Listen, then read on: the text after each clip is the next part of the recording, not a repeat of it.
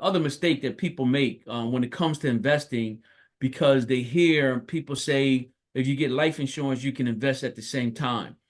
Biggest mistake we make, folks, is they selling you your own bank. How can you be your own bank if you can't regulate? And then they telling you you can borrow some money from that insurance policy. Think about this. If you borrow that money, whose money are you borrowing? Your own. But if you Yeah. borrow something, you got to do what?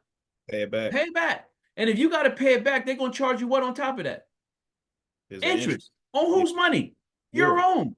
Now, Yeah. you probably thought that out loud. Does that make sense? Heck no. It gets even worse.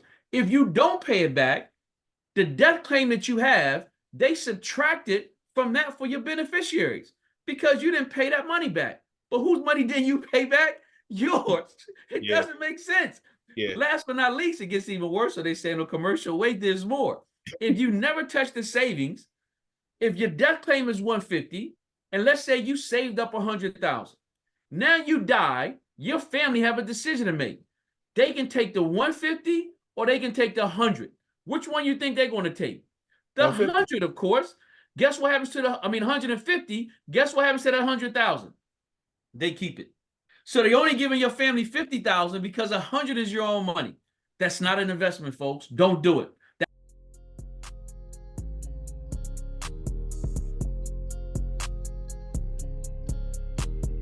Hey, family. This is Che Willis coming back with another episode of Wealth is a Journey podcast.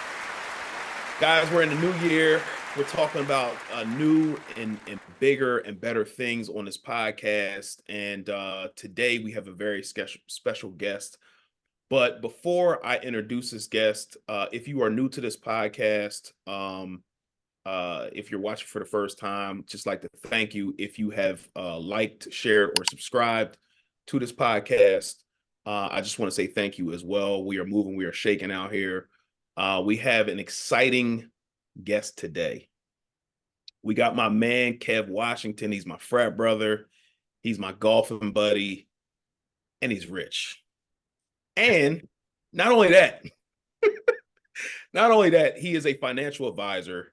And I brought him on here today because I talked to a bunch of different people throughout the year.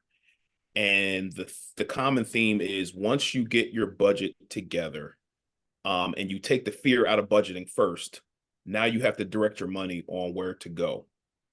And I brought him on here today to talk about investing and where that can take you and lead you into the future. Because when you're not investing for today, you're investing for the future. So your future self is going to thank you for the decisions that you make today. So Kev, this is his second time being on Wealth is a Journey, and he's a vet now. And so I'd just like to thank him for coming back. So Kev, if you don't mind just introducing yourself, who you are again and what you do, how long you've been with the company you've been at, and let's go. Cool. I'm Kevin Washington. I've been in this industry for 25 years, going on 26 in a couple of months. And I got introduced to the whole financial industry as a client. My choir director referred a financial planner to come sit down with my wife and I to go over some of the basic concepts we probably talk about today, just to learn about money. Now, I grew up, born and raised in North Philadelphia. I didn't know anything about money. My parents didn't know anything, so they couldn't teach me. But what I did know just by watching TV is that wealthy people have financial planners. And if I wanted to get to at that particular point, I should listen to the same people they were listening to. And when they sat down, went over these concepts, I thought they were very easy to understand, so much so that I thought it was common sense. It just wasn't common knowledge. I wasn't exposed to it. So I fell in love with what he was teaching me. He offered me a position to come work with him just so I can learn about money. And it just kept getting bigger. I fell in love with the concept of helping more people understand what I was learning. I went on vacation. I never went back to work. So this is all I've been doing ever since, is just teaching folks, mainly middle income families, how to win at the money game. Because we're making more than we've ever made before. People just don't know how to build generational wealth. And this time of year in January, most people start setting financial goals and physical goals. And you go into that gym, it's crowded right now. Come February, you can shoot a cannon through it, it's gone. So we Yes, want to sir. take this financial goal and we want to set it on target for the rest of this year, as long as you just put some of the things into place that we talk about today. Beautiful, man. And you said something earlier, just a minute ago, that I think we need to start there.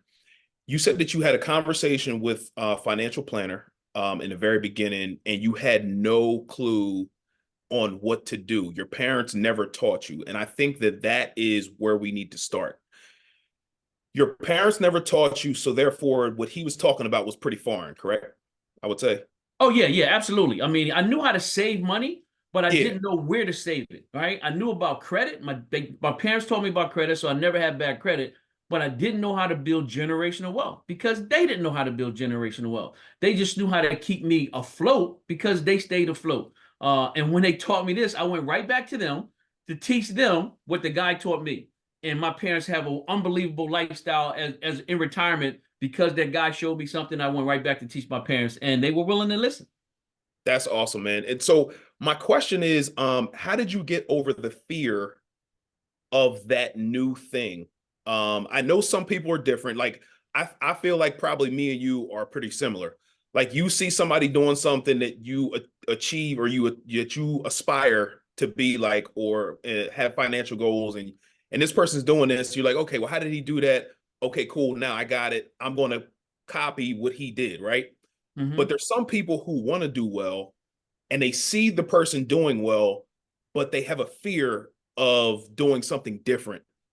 You know what I'm saying? I So do. how And did you get over that fear of doing something different that you saw?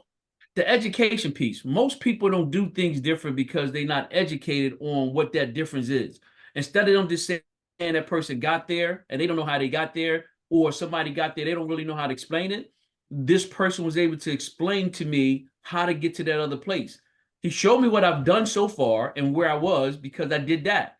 But if I would have done something else, he showed me where I would have been by doing the exact same stuff. So it just made common sense to make that adjustment that I could have made previously to be in a different place. And that's why we're in a different place now because we've done something different. They always say if you want things that people have, then you do what they do, right? You just can't get there. You got to do what they do. But the education piece is huge. And we're going to hopefully get into some of that about to make it really simple so you can understand how that wealth building journey starts. Yeah. I kind of already know the answer to this, but some people are new to wealth building or wealth is a journey podcast. So what would you say the number one thing that people need to do if this is new to them to start building wealth? What do you think? What would you say in your position? Start small to get comfortable with it, right? I mean, you can't eat an elephant in one bite. You take little chunks, right? So you Correct. start off small, you get comfortable with it, and before you know it, it'll start growing and growing and growing. You'll start eliminating some other responsibilities that you didn't have. Don't just splurge when you got that freed up money. Take it and pay yourself. I mean, I Yeah. believe in tithing. I don't know if the whole organization, but I believe in tithing. So after tithing, you got to pay yourself first. Pay Okay. yourself is like it's a bill. Then you go do all that other stuff. That's your first step. Okay. Okay. And then where do we move to after that? What investment vehicles would you recommend? Would you recommend like once you get your money set aside, mutual funds, ETFs, single stocks? What would you recommend? Well, and for somebody that's starting out, I'm definitely, I mean, you got three buckets. You got your short term, which is your savings checking account to pay your bills out, right? Nothing should be anything else out in there except that. We're going to talk about that when I go into the illustration. And then you want to have that midterm fund, like if you're saving for a vacation, if you're saving for a new home, something like 4 or 5 years. You don't want to be as aggressive, but way more aggressive than you were just putting your money in a checking or savings account where you're paying your bills out. And then I'd start with mutual funds. The mutual funds opposed to stocks because they give you more leverage. When you invest in a mutual fund, you take in your $1 and invest it in a bunch of different companies at one time, opposed to putting money in a stock where if that stock does well, you do well. But if it does bad, then you do bad, right? So all your eggs are in one basket. So mutual fund is kind of like the mall. You got a bunch of different companies that's put together to make up one fund. Just like Mhm. if you have Macy's in a mall, if Macy's go bankrupt, would the mall shut down? Absolutely not. If you're the mall manager, you will go replace it with something else. And that's what mutual fund managers do. They manage those stocks inside that fund to help you win. Can they guarantee it? Absolutely not. but they're a lot smarter than you and I because that's all they do. Just like you go to the doctor to get fixed, the mutual fund, that's all they do. So Yeah, their job is to help you win. And we'll talk about that as well. absolutely, man. And I you're here again to encourage people to at least start and to kind of find out what's making them uncomfortable so they can get in the game. Mm-hmm. Because I feel like fear, for me specifically, has stopped me from being further ahead than I was. Mm-hmm. Uh, my number one fear after we got married and things of that nature, like a few years into our marriage, I was scared to have my wife and I's income combined. Mm-hmm. But what I'll tell you is, once I got over the fear and I did it, like we were able to go so much further together. And I talk about this all the time on this platform Yeah. because there are a lot of people that I talk to that do budgets and so forth that their monies are separate. But that's tied to fear, right? But once you get over the fear of doing something, you realize that it's not that bad. You didn't die. And then for this one specifically that I'm talking about with my wife and I, that we Mm-hmm. were able to do so much more and accomplish so much more together. So today we're trying to get over the fear of investing. And so with me specifically, Kev, I did mutual funds, right? I invested in an IRA. I just put $5,000 in there. This was maybe 2016, right? And it's going to tie into what I'm going to ask you next. Um, then I did some a 529 for my son. I put the 5 grand in there, but the mutual funds I did for my son, I invested. My wife and I invested a few $100 every month religiously. It didn't stop. And now we're to the point where we're almost done funding it because he's going to be fine going to school what he has now. He's only in 7th grade now. Mm-hmm. But with the IRA, I let the money sit, and then now it's double what it was. I just let the money sit, and with dividends and growth in the funds, just that alone, just think if I had continued to invest in that. So I know you on the last episode you talked about the rule of 72 Mm-hmm. and having your money compound. So I want you to, if you don't mind, to talk to the people about that specifically, about how they could be increasing their net worth, increasing their wealth, and things of that nature based on consistently investing. Absolutely. Absolutely. You mind if I share my screen? Absolutely, go ahead. Okay. Yeah. This way you guys can see some stuff. So here's one of the biggest mistakes people make while I pull this up is spending their money incorrectly, right? So for example, let me say, let me see if I can pull this up a little bit.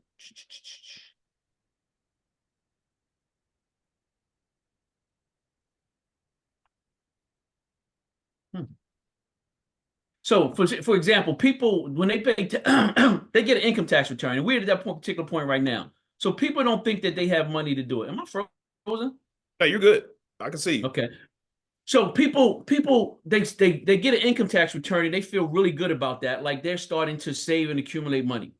One of the biggest challenges is we put money in the wrong places. For instance, let's say I had a bank, and we call it the funny money bank. Every Mhm. time you got paid, you put money in my bank.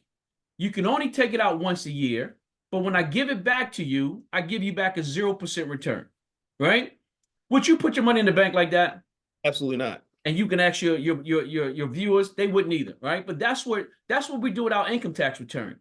Every time you get paid, there's money going into the bank. I mean, going into the government. The only way Mm. you get that money back is when you file taxes, which is once a year. And then when they give it back to you, they give you a 0% return on it, right? Here's the Mhm. bigger question. Why do you think the government is giving you back a refund? Because you overpaid. You overpaid. And most people don't say that. Most people don't see that. They just know that they getting the income tax return. So what I do is I show people how to get that money up front. For instance, if the government is giving you guys back $5,000 every year, that means that you overpaid by $5,000. And most people are happy. I got $5,000. And what do they do with it? Spend it. They spend it. They're going on vacation.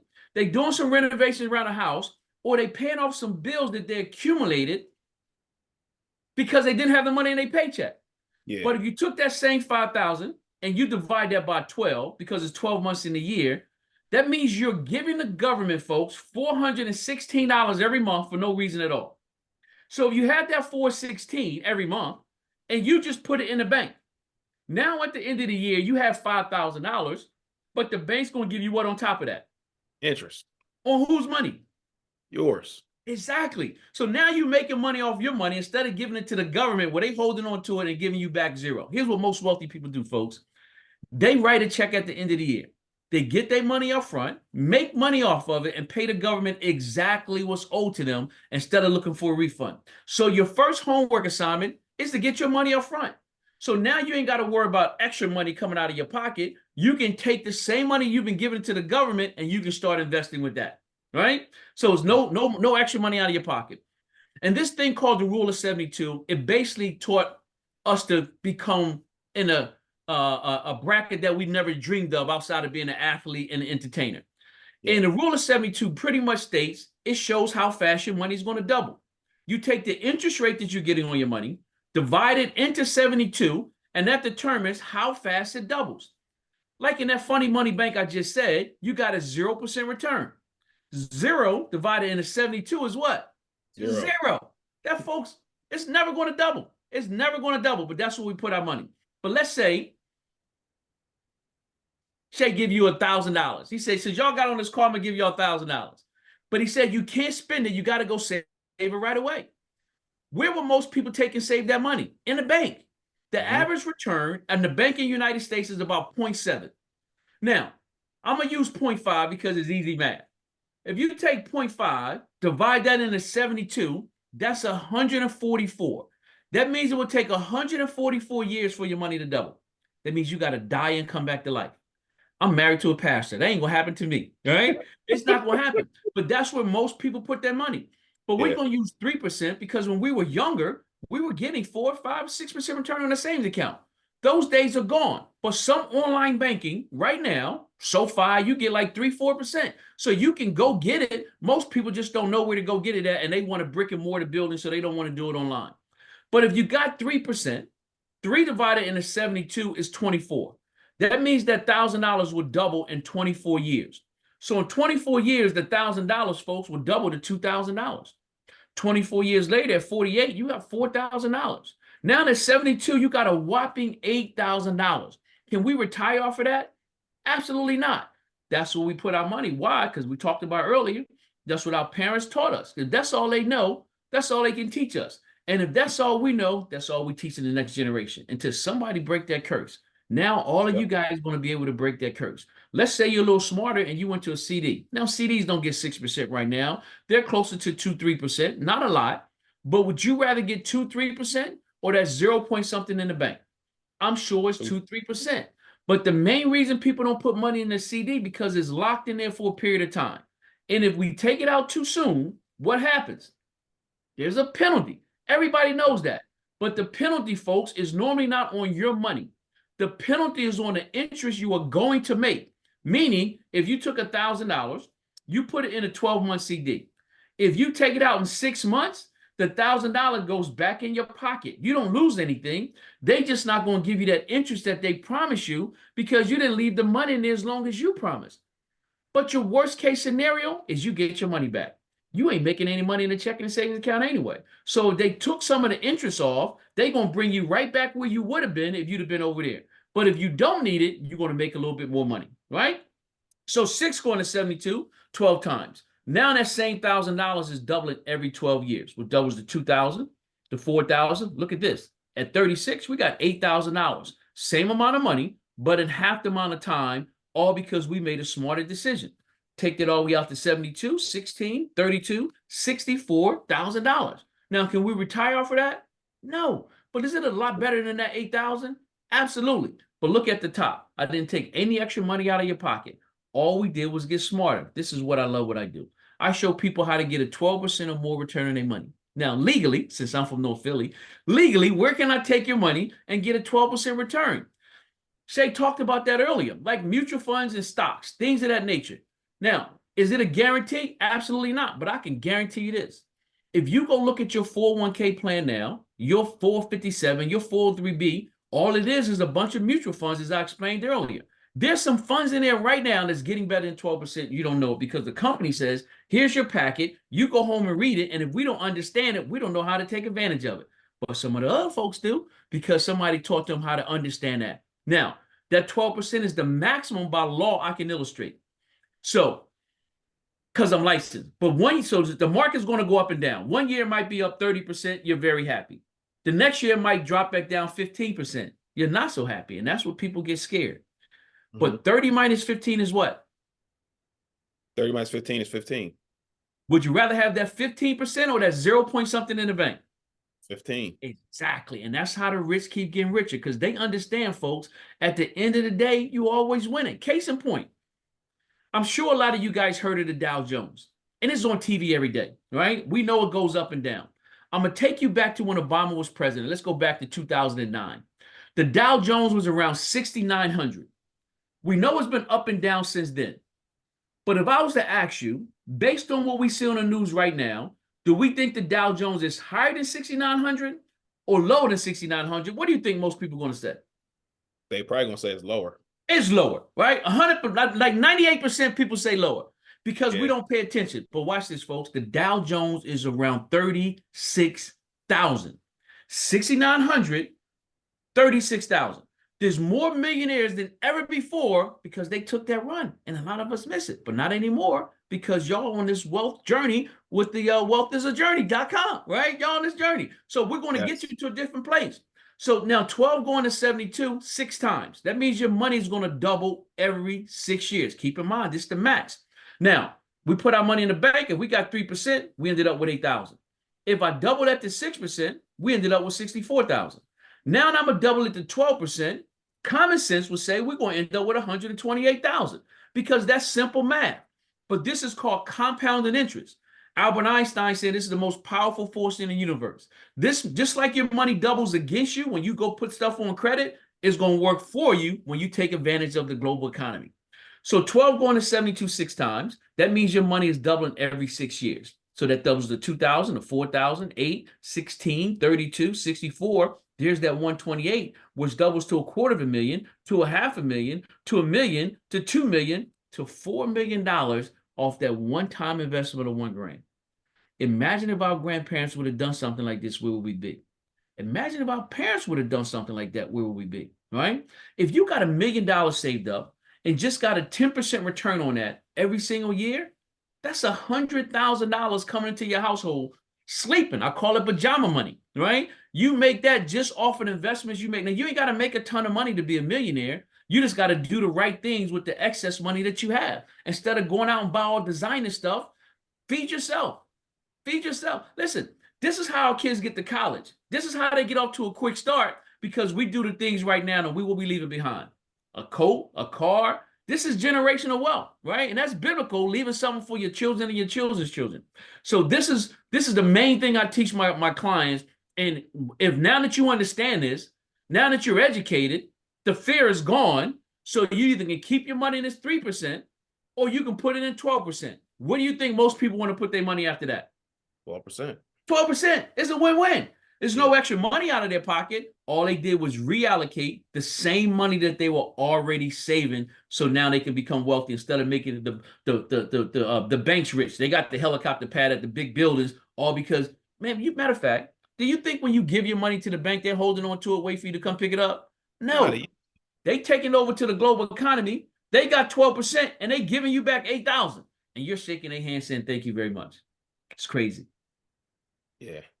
Kev, I got a question for you. Sure. So in my case specifically, my plan was that the economy and the market was going to run in 2024, just based on what happened last year, because the market was way down, right? I think the S&P was close to like 38,000 or might have been around 38,000 at one point, but now it's way up.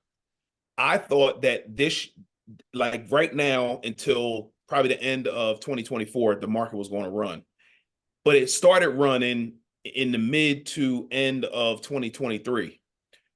if people feel like they missed out, do you think, in your professional opinion, that they've missed out on that run Absolutely not. of market running again? Absolutely not. It's listen, the wealthy people never ever going to let that thing stay down forever. You can't find a period in history, over a 10-year period that the market has not averaged 10%. 2002, market crash. 2008, the market crash. But any 10-year period around that, from 2000 to 2010, 2001 to 2011, any period, it still averaged 10%. Now, if you want money next year, don't put it in the market. But if Yeah. you're saving for your kids' college education, if you're saving for retirement, you want to take advantage of it. We have some products right now for people in retirement that no matter what the market does, they get a 6% bump. And it's a daily step up. So let's say the market is up 10% tomorrow, and then it drops back down 20% the next day. Mm. Once it reached that point of 10%, it locks it in. And if it goes up another bump, it get bumped up again, right? It's some things that's been out there for a long time in retirement that you can get guaranteed 8%. You over 65 years old, we can guarantee you 8% income off of whatever your money is. So if you got $1 million, that's $80,000 you know that's going to come in until you die. If you die prematurely, guess what? Your kids get it. Your wife get it. Your husband get it, right? But if you go take a pension, here's a big mistake people make, and every company don't allow it. They go get a pension and they say, all right, give me that monthly distribution. But if they die, what happens? The wife can get a percentage. That means you didn't take all of it. But when you die, your kids get nothing. Pensions cannot go down. They can only go laterally, right? But if you take your lump sum and create your own pension by investing it, now if you die, your wife gets it. If she dies, then your kids get it. You have total control. People don't realize that. Wow. So again, man, all this stuff is new to some of the listeners, right? Or some of the viewers. So in your opinion, if they're scared to put their money in the market, what do you think would be a safe way for them to still invest without necessarily having to put, say, $1,000 or $2,000 in the market specifically? Would you recommend CDs, bonds? What would you recommend just to get them started and get them a little comfortable? Well, then you might as well go to online banking. CDs and bonds are not getting no more than what the savings accounts right now. Online banking, I mean, like I have but Barclays 5% on the savings account, you know. So you can do some things online that you can go and bank with. You're afraid, but you don't need $1,000 to get started. That's what another mistake people think. They think they need a lot of money to get started. You Mm, can invest as little as $25 a month. That's less than a bottle of water a day. Who can't afford that? But we go buy lunch every day. That's $5. That's yeah, 25 a week. That's 100 a month. So you yeah, don't have to take a lot. You don't need 1,000. Let's start off small. Get that income tax money up front. Now you can start investing it because you was getting 0% from the government. We know we ain't gonna get 0% over the course of the time anywhere else. yeah. I agree, man. And I'm like, once I kind of saw, and the pandemic kind of forced everybody to slow down and kind of take, for me anyway, take inventory of what we accomplished. And I feel like because I was doing things, everybody else was doing it too. And then as I started talking to people about budgeting and investing and what they're doing and so forth, I realized that that wasn't the case for everybody, which is one of the reasons why Wealth is a Journey even started in the first place. Because I'm like, well, I know in my heart that things are going to work out well for me financially just because of the things I set in place years ago. And first of all, it's no fun winning alone, but why it's corny also to me for you to only want to be up and then you have all this information and then you're not sharing it with other people. Absolutely. I Like I totally feel agree. like you got to share the information with other people, and because it's changed my life. You know what I'm saying? So I feel like just getting in the game, investing, it starting off small, man. And I talk about it all the time. Just take a step, Mm-hmm. because you taking a step is going to open your eyes to your fear was not real. And there's a world of possibilities out here for you to achieve the financial goals that you're looking to achieve, man. Because it's not going to happen by osmosis. No. Like you got to get out there and you got to get to it, man. And you got to, set those systems up and things of that nature, man. So, Yeah, that's funny you said that because it was a lady who asked me the other day. She said, "How long have you been a millionaire?" And she said, "If you're a millionaire, why do you continue to work?"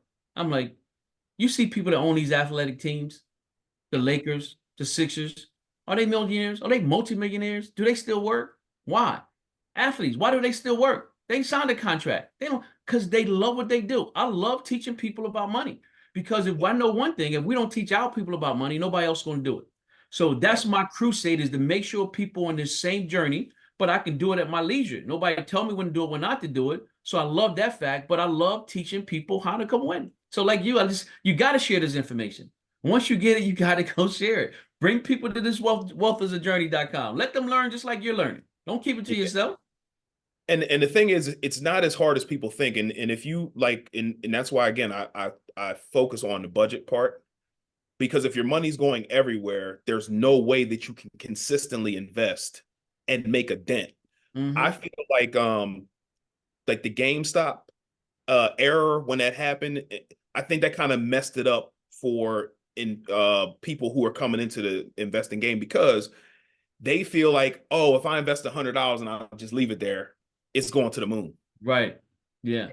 And Yeah. it doesn't work like that. Now, for that specifically, it happened, but you can't constantly hit home runs. You just got to No. keep getting on base. Is that I use this thing called the cow theory, and it explains dollar cost averaging. So at your job, when you invest a certain amount of money every month, it's dollar cost averaging, meaning sometimes you buy the mutual funds where they higher, and sometimes you buy them when they lower, right? Talking about 401k, right? 401k. Okay, Yeah. okay, cool. 401k. 401k, 403b, any one of those retirement Yep. plans. So I want you to stay with me on this concept, right? And I hope you guys are listening. So I call this the cow theory. So let's say I'm getting you to invest money with me. And we start off with just $100 that you just talked about.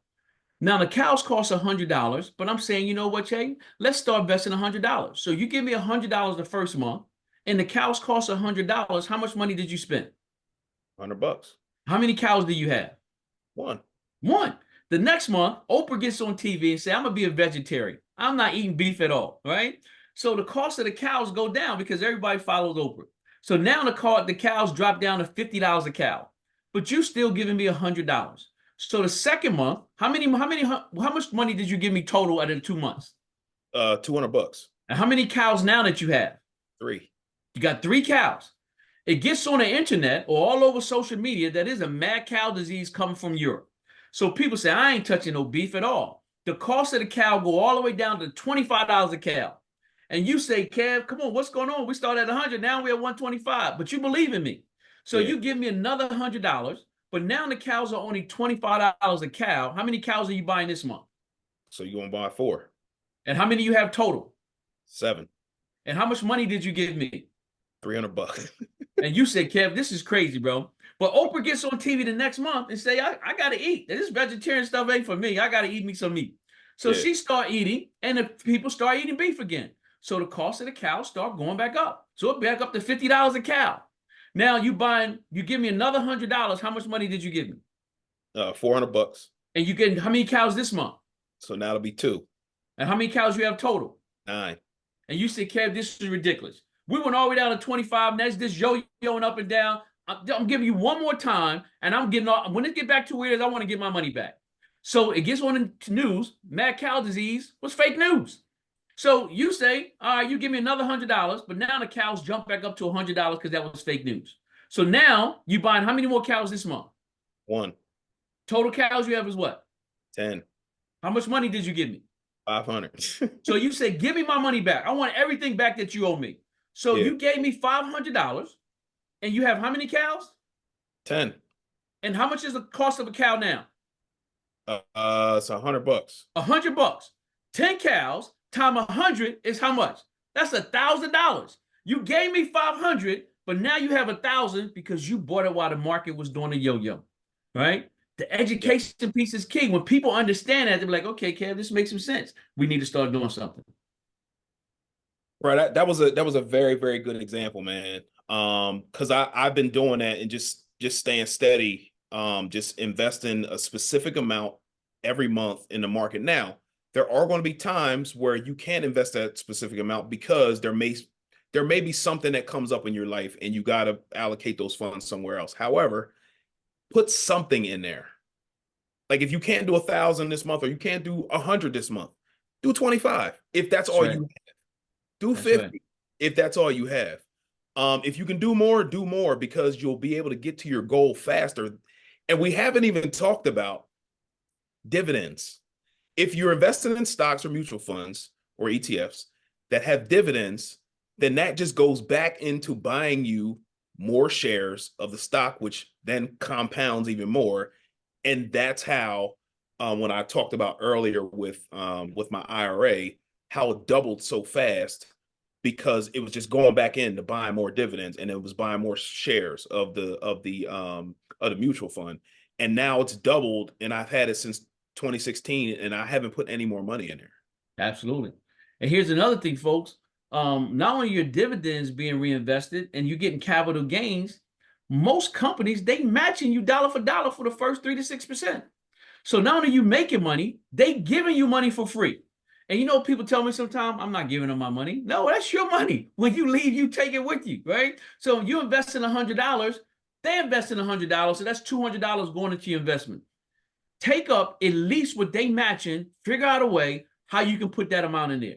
So if they matching at 3%, by golly, you want to try to get that 3% because that's 100% return on your money before the capital gains, before dividends, you're getting 100% return right. I just showed you 12%. You're getting 100% return right away. Now, if they're not matching, then we want to look into a Roth IRA. Same concept, same doubling period. It's just when you put that money in there, you already pay taxes on it. So whatever it grows to, when you're 59 and a half and you want to take it out, government can't touch it. It's all yours. If it's $500,000, that's tax free. If it's $1 million, that's tax free. And your 401k plan, you're going to get taxed on that. But if they're giving you free money, you want to take advantage of it. Absolutely. You know what? Something just popped up in my head. I was having at work. I work in a little cubicle area. There's like four of us in this big cubicle, right? And I was talking to a gentleman who was of another ethnicity, and I was just talking to him about me talking to my son about investing, right? And he said he's obviously of another ethnicity. He was telling me that his dad at a young age told him about investing. Hey, if it's just $100, just put it in there. Just put it in and you'll be happy. And now he's happy about it. So we have to first of all talk to our kids about investing and so forth. But the question I had in this conversation that we had, another person came into the conversation and asked me, like, hey, I have a 529 for my son. We were talking about that. And then they said, well, I heard about 529s now that you can convert them if your son or daughter doesn't go to school, you can convert them into an IRA. I don't know about that. And I don't know if you heard about that. So I just wanted to ask you while we were Yeah, on. it's a backdoor IRA. You're going to pay your taxes on it at that particular point, but you won't get any penalties. The other thing you can do is pass it down from one child to the other. So if you got one child, they got money, they get a scholarship, or they don't want to go to school, you can pass it down to the next child as well. Right now, and this Coverdell Education Fund, you can do the same thing, but the Coverdell Education gives you more options because the 529 is normally age specific, that it moves around as they get closer to graduation. And the Coverdell, you have total flexibility to do whatever you want. However, the max you can do is 2,000 a year in a Coverdell Education Fund. So I normally set my clients up with the Coverdell first and then the 529 afterwards because it just gives you more flexibility. Okay. All right. Yeah, I wasn't sure. I had no idea. I reached out. Obviously, I knew you. I just met you a couple years ago, but I had this financial advisor, so I reached out to my financial advisor, where I have my 529 with my son and the IRA, and I reached out to her, and we've been playing phone tag back and forth. So I figured I got you on here. Why not ask? What's going on, family? This is Che Willis from Wealth as a Journey podcast. I don't know if you guys know, but I help families who are living paycheck to paycheck live the life that they want to live through budgeting and investing. If this is you or you know somebody, go to wealthisajourney.com to book a free discovery call to see if we're a good fit to work with each other for either budgeting, or if you're a beginner investor, again, you can book a free discovery call to see if we're a good fit to work with each other. Again, wealthisajourney.com, wealthisajourney.com. Let's get back to the episode. So, Kev, man, you've been a wealth of knowledge, bro, and I definitely appreciate you coming on to the Wealth is a Journey podcast for the second time. I do have a few more questions for you, and then I'm going to let you run because I know you're busy.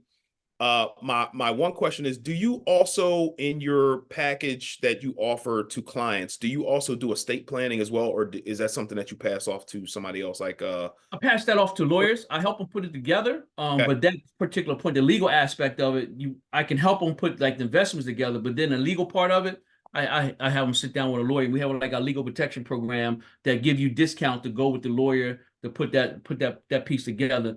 And there's other mistake that people make when it comes to investing, because they hear people say if you get life insurance, you can invest at the same time. Biggest mistake we make, folks, is they selling you your own bank. How can you be your own bank if you can't regulate? And then they telling you can borrow some money from that insurance policy. Think about this. If you borrow that money, whose money are you borrowing? Your own. But if you yeah, borrow something, you got to do what? pay it back. Pay it back. And if you got to pay it back, they're going to charge you what on top of that? There's an interest. Interest. On Yeah, whose money? Your yours. own. Now, Yeah, you probably thought that out loud. Does that make sense? Heck no. It gets even worse. If you don't pay it back, the death claim that you have, they subtract it from that for your beneficiaries because you didn't pay that money back. But whose money did you pay back? Yours. It yeah, doesn't make sense. yeah, Last but not least, it gets even worse. So they say in a commercial, wait, there's more. If you never touch the savings, if your death claim is 150, and let's say you saved up 100,000, now you die, your family have a decision to make. They can take the 150 or they can take the 100. Which one you think they're going to take? The 150. 100, of course. Guess what happens to 150? Guess what happens to that 100,000? They keep it. So they only giving your family 50,000 because 100 is your own money. That's not an investment, folks. Don't do it. That is deep. If you have it, make sure you contact myself or Shay. We can go over it and make sure you understand that you don't have what you think you have. Yeah. Yeah. And I'm not a financial advisor. So if you contact me, I'm gonna pass you off to him. Okay. Just to let y'all know that. But I was just it's crazy that you brought that up because I'm reading this book, Made Whole by Tiffany Alashay, with our entrepreneur group. And one thing that she said was beware of doing whole life policies. And you hear about that as well, but you just don't know all the ins and outs of it. And from what she was saying is that you pay a lot of money to I guess the broker, To the and insurance company. you're paying a ton of money to them, and you can't use your money for at least 2 to 3 years or so. Sometimes So 5. yeah, why not put that money into the S&P or Dow Jones or the Russell, into the stock market, and, Exactly. and and just do it on your own as opposed to paying this person to borrow your own money. It just It gets it. Matter of fact, if you think about it, like you said, 3 years down the road, you put all this money into this policy that they're telling you can borrow from.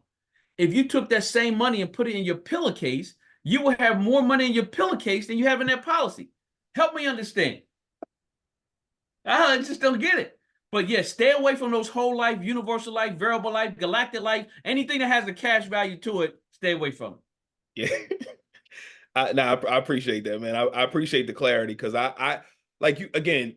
You read it in books with Dave Ramsey because he talked about it at length in his books, and to hear somebody actually say why, and I read it in this book here, and she was basically saying the same thing, and then to hear you kind of confirm what both of them were saying is it's reassuring because I don't have one, bro. So we're gonna wrap up. I just have one last question for you, bro. What does somebody need to work with you? Do Um, they need a lot of money? They need $100,000, $50,000, 100. Like, what do they need to work with you? If they like what you said today and they like, I like this guy. I want to work with him. Like, what do they need? they can start as little as $25 a month. That's it. They don't need it. You don't need 50,000 like you go with Edward Jones, or 250,000 if you go with Merrill Lynch. You can start as little as $25 a month. Start somewhere, right? Listen. If you're hungry, would you rather have a half a sandwich or no sandwich at all? Half. Let's start eating. Yeah. Let's start eating. Let's go, man. And Yeah, no, anybody on this call, anybody who contact me through Shay, our consultation is totally free. We're not going to charge you anything. We just want to put you on the right path. Your wealth is a journey path to get you to where you want to go, right? Not just for you, but your family, anybody you know that want to understand how money works. We're going to put you on the right path. absolutely, man. And I'm glad that you said the $25, man, because again, people think that you need hundreds of thousands of dollars to invest to make your money go this way. Like, no, you don't need that. You just get on base. You're not gonna hit a home run out of the box. It's not gonna happen. Or it may happen, but it's not gonna happen consistently. Just consistently invest $25 here, $25. Well, $25 consistently. Just keep doing it over and over again. And then you'll find other ways to invest, especially when you start seeing your money growing. Absolutely. You know what? I don't need that cup of coffee now. That's right. I'll start investing $40 a month now, or $40 a week, or whatever it is. But you start somewhere. I started very small, and then I started seeing results. I started thinking different, and then I started investing more, and then in more, and then more, Mm-hmm. and now my portfolio is growing. But it can't grow if you don't consistently invest. And if you don't know what you're doing, you got somebody over here. You got myself that can point you in the right direction with budgeting. And then my man can show you where to invest, Absolutely. what vehicles to use, and get you started. So Kev, thank you so much for being on here. Hey, you're And quite again, welcome, man. It's always a pleasure. you are now a veteran. Yes, You are sir. a wealth is a journey vet. I'm buying stock in this company. Yeah, Yes, bro. But sir. I definitely appreciate you, man. We got a trip coming up, man, and I can't wait to chop it up with you and hit them links and get some food and just build, bro. It's Absolutely. Do you want me to leave my number? Or you want them to contact me through you? absolutely no. I'm gonna put your information in the description. But Okay. if you want to say your number, absolutely, you feel Oh, no, if free. it's going to be in the description, that's fine. We're good to Okay. go. They'll get a chance to read it. We're good. Anytime, any place, we got you. So make it happen. We're going to make it fun. That's Absolutely, my man. motto. So make sure you get with my man Kev. He's a great dude, man. I always enjoy hanging out with him when we go golfing. We just chop it up, man. He's a great dude. So if I'm endorsing him, give my man a look, man. So thank you again so much for tuning into Wealth is a Journey. Start somewhere. It doesn't you're not gonna hit a home run every time. Just start somewhere, man. $25, $50, $100, $1,000, whatever you have to start, just start and just do it consistently, and you will see results. Wealth Absolutely. is a journey. Thanks for tuning in.